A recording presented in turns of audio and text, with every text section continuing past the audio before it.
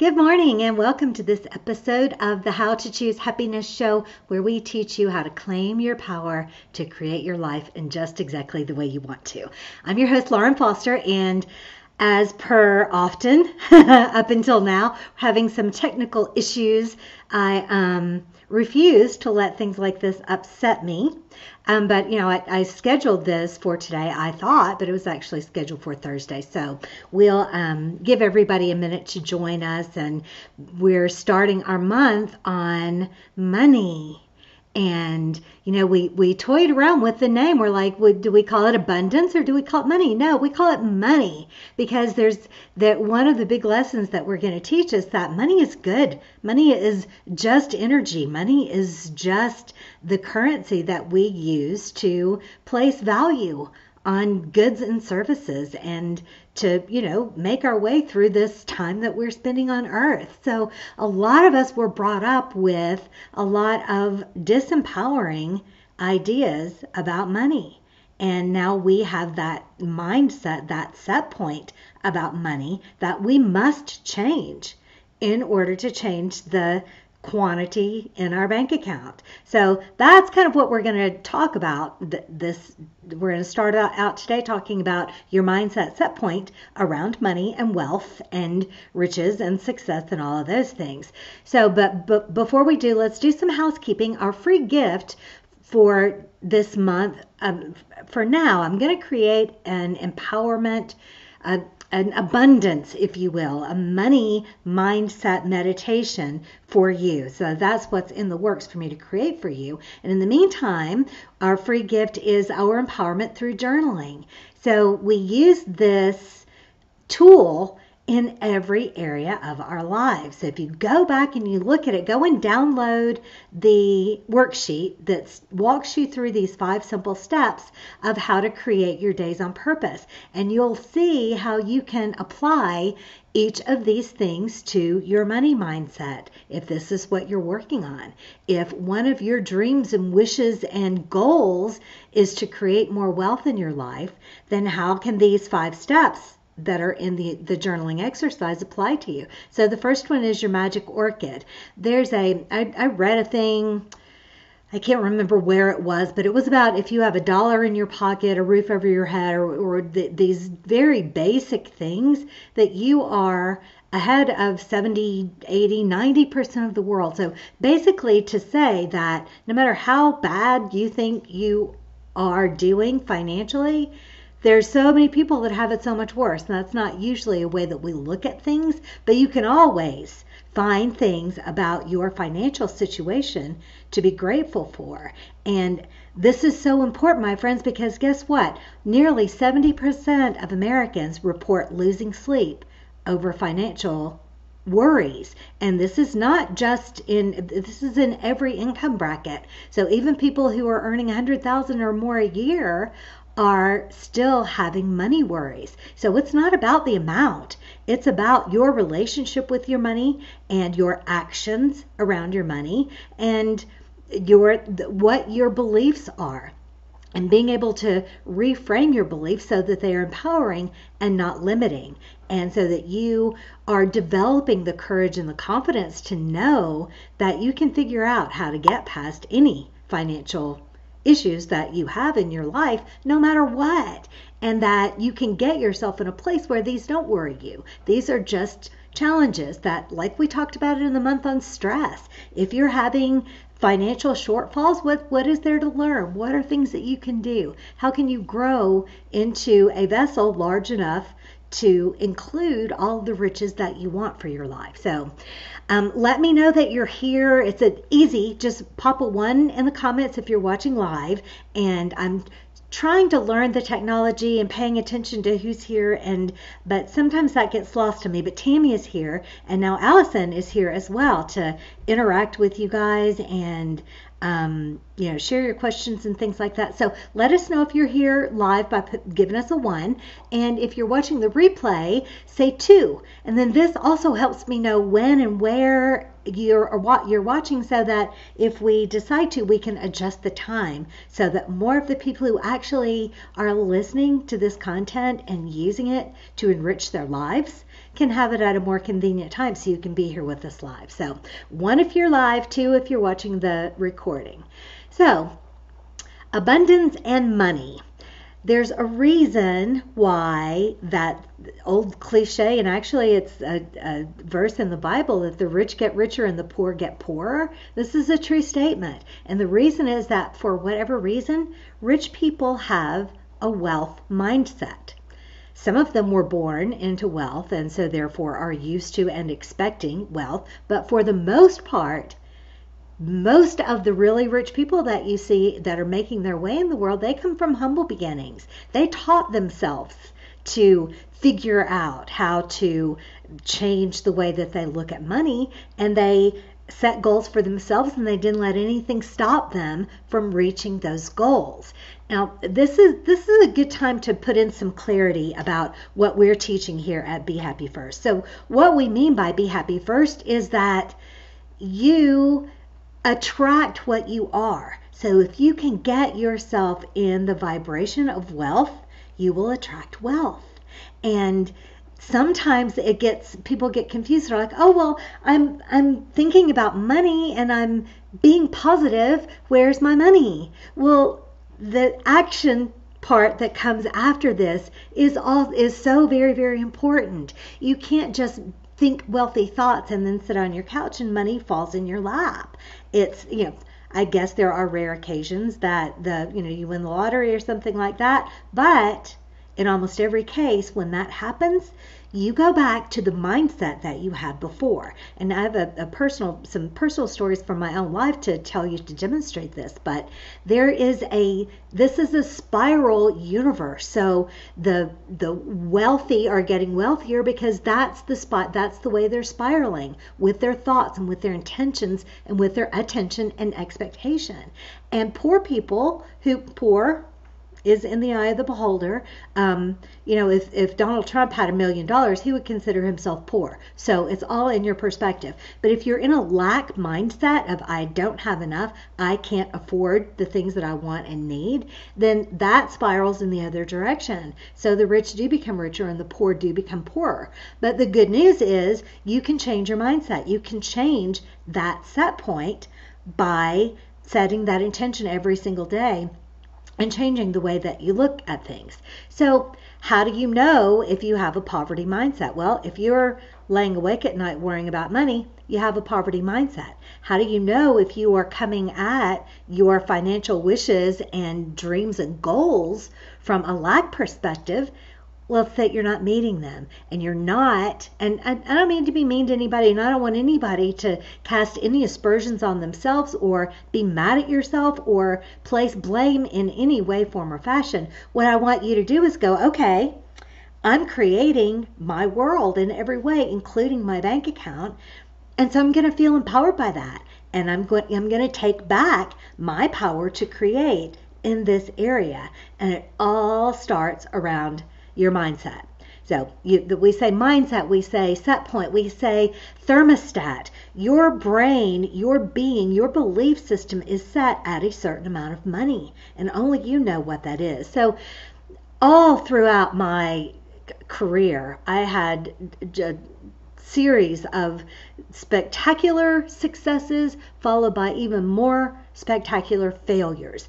And the reason for this, in hindsight, it's so easy and clear when you're looking back at things. But so I want to tell you the story of one of these times. I had sabotaged myself out of a really great position that was fulfilling in a lot of ways. It was a sales position. It had a lot of potential. It was making me happy in a lot of ways, but I was starting to succeed beyond the level of what I was comfortable with. So, whatever your self sabotage looks like, it can look like drama, it can look like boredom. I told myself that I was bored with the work, that I didn't want to, that wasn't in love with the product that I was selling, that I wasn't excited about it, I wasn't passionate about it, whatever. Excuses for not continuing on the path or choosing a different path. Just because you find yourself unhappy somewhere doesn't mean that you stay there, but you don't cut yourself off at the knees. You use where you are to parlay yourself into something better. You don't have to kick your own feet out from under yourself and fall all the way down and start over every single time. A lesson very hard learned for me throughout my life. Well, so at this point, I had left this place. I was living on savings and getting further and further behind on all of my bills, my mortgage, and just it didn't really want to get anything done until it came to the point where I had to. Well, so I started to get myself in the vibration of this job that I really, really wanted. It was with a major U.S. corporation, and I did. I got the interview. I invested the last money that I had in a nice suit and flew down to Orlando for the job interview, which went really, really well. Well, it came down to the decision. There were two managers and then a manager that was over them, and these three people had to come to an agreement on the person who got this position. Well, one of the managers, it came down to two of us. One of the managers wanted the guy, that was the other person that was chosen. One of the managers wanted me, and then the guy over them was the swing vote, and he went with the other guy, so I didn't get the job. But somehow I still was like, I really still want this. I still stayed in that place, in that vibration, and something happened, and that guy didn't work out within a couple of weeks, and I got this job, and it was amazing. It was the perfect job. It was a higher salary than I had ever made, plus unlimited income potential through commissions because it was a sales position. Plus, I got to work from home completely unsupervised, making my own schedule. I had all kinds of resources to support me in the product that I was selling, which was a really good and easy and reputable product to sell. And this was it was perfect. It was the perfect job for me at that time. And I was absolutely thrilled to have it. But within a few months, I had sabotaged myself out of that, because just because I got in the temporary vibration of being able to get this job, I had not changed my own self-esteem. I had not changed my own money mindset into being a person who earned this kind of money, who shouldered this type of responsibility, who managed herself in this way. So fear of failure, fear of success, everything that you hear of got all clogged into my brain, and part of my job qualification was a clean driving record. Well, I went right out and got myself arrested for DUI. So it's like, talk about taking an axe to your own success, because I didn't feel worthy. I didn't feel deserving. I didn't feel capable of growing into that job because I didn't know how. So looking back, now I can take all of those lessons and I can learn all of those lessons. And it took me a few years from there to get myself back on my feet and back moving in the direction of my dreams. And this self-sabotage threatened to show up many, many times throughout the last 10 years. But now I knew that I could learn whatever it was that I needed to learn in order to succeed. Now I knew that if I got clear about what I wanted and my purpose and kept my eyes on that goal and just took the steps that I could see, that I would get there or somewhere better. And the day that I decided that this is what I wanted to teach everyone else and save you all of the falls that are, some of them, if you don't make a mistake, it means you didn't try anything new. And if you don't fail, you have no chance at succeeding. So we have to try new things, and we have to put ourselves out there in whatever way that we can in order to get the things that we want. So how does this come back to your money mindset, and what do you do about it? Well, first this week, let's examine what our mindset, what our beliefs, what kinds of stories are we telling about money in our own minds. So we all grew up with, in this society, in our fairy tales, in our literature, the wealthy people are painted as evil. Ebenezer Scrooge and the evil queen and the wicked witch. So power and money are painted lots of times as being the bad guys. And, we have this picture of people who are attaining great wealth doing so by stepping on the backs of other people. And so if you have this kind of belief, you're never going to be able to be wealthy. Your brain will not let you be something that's bad. So in order to obtain the wealth that you want, you have to change those old thoughts and teach yourself some new mantras. I love money and money loves me. Money's my friend. Money is the root of all good. And, some people, these are underlying beliefs that you don't even know that you have. But I have had conversations with kind, loving, wonderful, generous people who, when I ask them, what would it feel like to you to be really wealthy? They say, I would feel guilty because I know so many people who are not wealthy. It's like, how are you to help those people that are less fortunate than you if you have nothing to share? So how does you being poor help the other people that are poor? When you break that down and really look at it, it makes zero sense. It's ridiculous. It's like, oh, I'm going to be sick for a little while so that other people who have been sick for a long time can be healthy. It doesn't work like that. That there's an unlimited amount of abundance in everything, and there's plenty for everyone. So in order for you to have wealth does not mean you have to take it from someone else. In fact, if you want to really make an impact on the world and to help other people, get rich. Get rich and have the resources to be able to do that. And disassociate yourself from those old messages of money being evil. Money is the root of all evil. We've all heard that one. We've all heard money doesn't grow on trees. We've all heard that you have to making a lot of money takes blood, sweat, and tears and hard work and hours at the grindstone. That, all of these things that don't feel good to us. Now, I'm not saying, again, back to the beginning of this message, that you get to sit on your couch and wish for and expect money to arrive, and it will, but you can expect inspired ideas about what actions to take, enjoy, and working hard is not a bad thing. Hustling is not a bad thing. It's all about how you feel about it. So if you're spending 8 or 10 or 12 or 14 hours a day doing something you absolutely hate and have to make yourself do it in order to get to riches, that's not wealth. You're squandering all of your time in unhappiness. And the money at the end of the day is not going to give you back all the joy that you sacrificed in those 16 hours. But if you are working 10 or 12 or 16 hours a day on something that thrills you and makes you happy, that you know you're good at, and you're coming from a place of power and a place of creating your life on purpose, do you see the different feeling in that, and how the wealth that is generated from that is so different than trading your life for your money?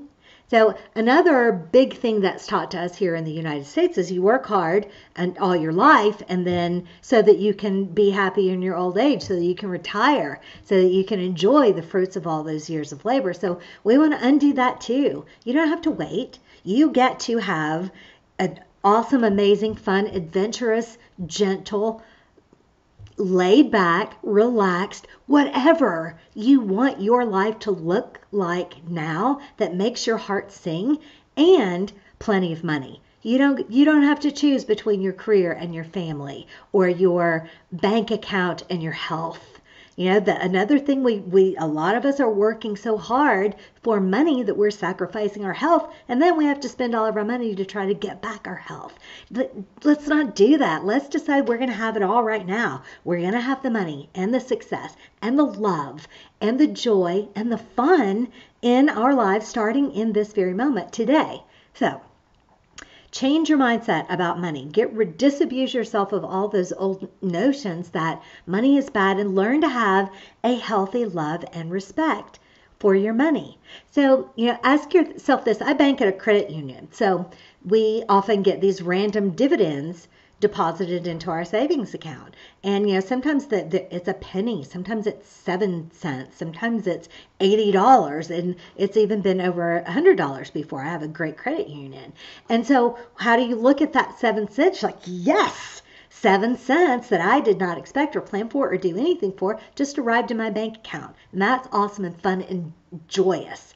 So being grateful and aware of and appreciative of your money is an outstanding way to begin getting yourself into a vibrational place where you're going to attract more, and you're going to have more, and you're going to have the capacity for more.